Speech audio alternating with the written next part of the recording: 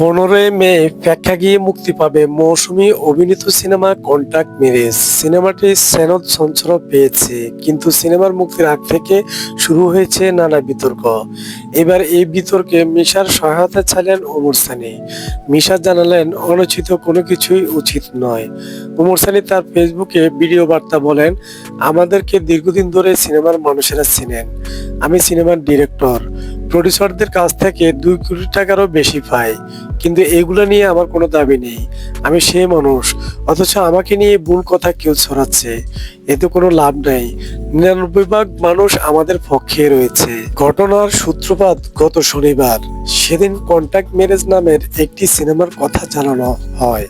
এটি পরিচালনা করেছেন হাসান জাহাঙ্গীর।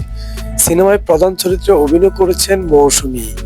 এই সিনেমার কথা প্রকাশ এলে ওমর সানি গত রোববার জানান, এটি মূলত কোনো সিনেমাই নয়, এটি একটি নাটক হিসেবে যুক্তরাষ্ট্রে শুটিং করা হয়েছিল।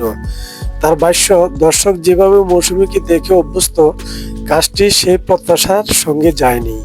তাই ছবিটির মুক্তি বন্ধের আহ্বান জানিয়েছেন। কিন্তু সিনেমাটি মুক্তি দিতে চান পরিচালক, সেভাবেই তিনি এগিয়ে চলেছেন।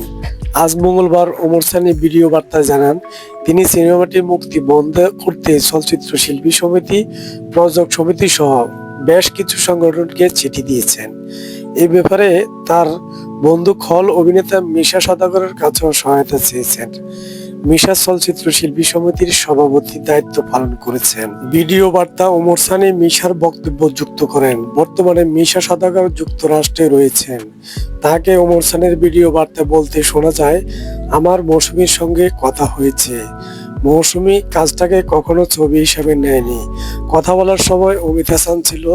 আমি মনে করি, যেহেতু আমাদের শিল্পী, তারা নাটক করলে সেটা ইউটিউব বা টেলিভিশনে প্রচার হবে, এতে আপত্তির কিছু নেই, কিন্তু যেটা ফিল্ম না, সেটা ফিল্ম হিসেবে যাওয়া উচিত নয়। অনুচিত কিছুই উচিত নয়। এছাড়া মৌসুমী কোনো চুক্তিও করেননি। সো ভিউয়ার্স, এ বিষয়ে আপনাদের মতামত কি, অবশ্যই কমেন্টস করে জানিয়ে দিবেন। বিনোদন জগতের সকল সত্য খবর জানতে চ্যানেলটিকে সাবস্ক্রাইব করে আমাদের সাথে থাকুন।